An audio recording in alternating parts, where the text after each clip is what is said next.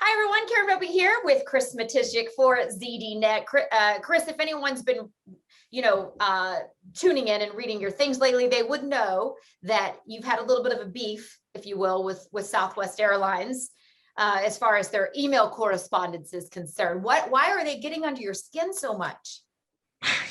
There's so much. I mean, as you know, I'm a relatively relaxed person. Yeah. And so to get on my nerves takes effort, Mm-hmm. takes, I suppose, a certain sort of gall, an element of cleverness, perhaps, or who knows, ignorance. Southwest Airlines is one of the airlines I would fly simply because they're often convenient, especially on short haul. I would never do cross country on Southwest because, oh Lord, I just couldn't do that. But they send emails, to kind of encourage you to book flights and what have you. And so there we were last September in the middle of the pandemic.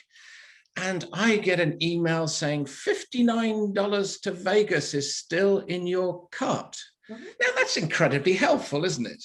I mean, the airline's reminding you that there's a flight to Vegas still in your cart. Right. You'd be flattered by that, wouldn't you? Yeah, I'd jump on it probably. The problem is I had no intention of flying to Vegas. I hadn't put it in my cart. And why would I fly to Vegas in the middle of a pandemic? And so I thought this was sort of slightly annoying. You're trying to fool me into believing that I have put a flight to Vegas in my cart and just forgotten to buy it. This is what I would call patently untrue. So anyway, I try and be forgiving, because let's not forget, Southwest is supposed to be the lovable airline. Right. In fact, I think you'll find the URL is ilovesouthwest.com. So they're supposed to be the people who think about people, who care about people. And then I got another email saying something along the lines of, "You've forgotten $103 to Panama City, Florida." No, actually the phrase was, "You've left something behind." That was it. The subject line was, "You've left something behind, $103 to Panama City, Florida." Now, a couple of kinks here, Karen. One, this was still the pandemic. Right. Two, Florida. Three, Panama City, Florida, where I've never been, to my knowledge anyway, never had the intention of going, suspect it's full of spring breaky types, and not quite my thing. I have absolute respect for spring breaky types, but I'm beyond my spring breaky years. I'm more the achy breaky type. So it's very difficult when, for the second time, Southwest is trying to tell me that I've been an extremely forgetful, stupid person, and I've half booked a flight and I've left it in my cart. So this progressively is becoming somewhat annoying, and it sort of makes me wonder whether anyone succumbs to this sort of stuff. I've never tried to book a flight to Panama City, Florida. Why are you doing this, Southwest? Is this e-commerce at its best? Is it really e-commerce at its best? So I try and be tolerant, I do try. And then comes another one. Oh yes, I've left something else in my cart. What did you leave behind this time? I believe this was $75 to Charleston. Charleston. Now, again, I've never been to Charleston. I hear it's very nice. Yes. However, again, a few small elements of, how can I put this, fact. Mm-hmm. I hadn't tried to fly to Charleston. I hadn't put a flight to Charleston in my cart. And the truth is, I hadn't put anything in my Southwest cart for at least 18 months. So this cart must be the most phantom. They should make a movie called Phantom Cart. And here's, who does this sort of stuff work? And especially if your brand is built on being the one that thinks about customers more, the one that cares about customers more, the friendly one, the human one, why are you annoying me quite this much? It's got to be working, or they wouldn't be doing it, Chris.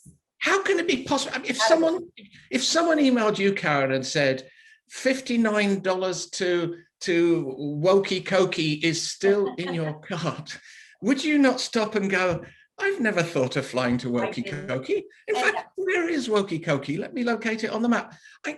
Seriously, Yeah. how can this, I want to meet the people who succumb to, do they see it's in this message that it's in their cart, and then they go, oh, must go to my cart. They see it's not in their cart and they think, must be my fault. So then they buy a $59 flight to Vegas and put it in their cart because that's the only way to keep Southwest happy. It's, I know some brands go in for annoyance to a considerable degree. I was once presenting at a conference, and I asked someone from Zappos, I said, please explain to me why, when I buy a pair of shoes on Zappos, I start getting more and more ads to buy the same pair of shoes again. I don't know whether you've had that experience, but it's a bizarre mental thing.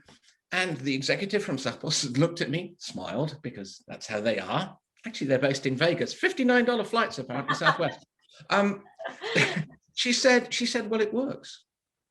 I mean, really, I've just bought a pair of sneakers from Zappos. I'm very happy with the sneakers. They have arrived. Why would I want to buy another pair? Allegedly, people do. However, Southwest, you put me off. You absolutely put me off. I think it's incompetent.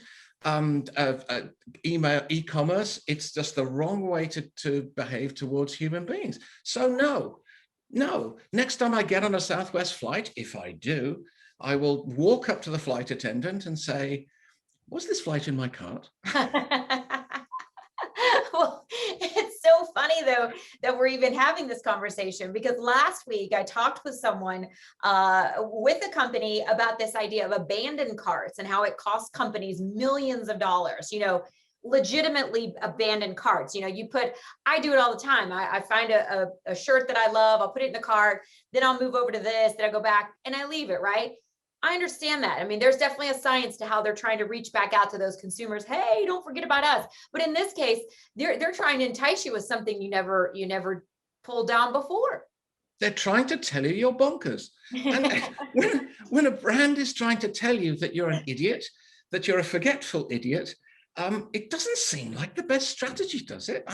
It's as you know, occasionally I get involved in these advertising kind of things. Right. It's not something I would contemplate, to think that a good way of doing business is to tell my customer just how stupid they are. They are, and make you scratch your head. It's a little off-putting, to say the least, Chris. Yeah, and I would have expected American Airlines, maybe, because you think of American Airlines as more cynical, more money obsessed, less focused on the customer. But ironically, in the same week I was getting this stuff, I got a lovely email from American Airlines saying something terribly simple and decidedly honest about the flights that I could or could not choose to buy. And so I think, well, if American can do it right, if American can treat me like a human being and one whose brain still functions at least at 30%, right, why can't Southwest do it? And Southwest, listen up, Southwest. Not loving it. This achy breaky type here. I like that. I'm going to start using that. I'm more of a spring breaky type, I think, because I still have young kids that do that, right? But yeah, you've added this new term for us. I like it. All right, Chris, my hope for you is that Southwest will hear this and stop annoying you, making you, probably a lot of others, think they're a little bit crazy in thinking they put something in their cart that they didn't. Last week, I flew JetBlue. That's all I can say. That's all you can say. And we will leave it there. Thank you for watching, everybody. Chris, thank you. For much more Chris's stories, check out ZDNet. Bye-bye, everybody.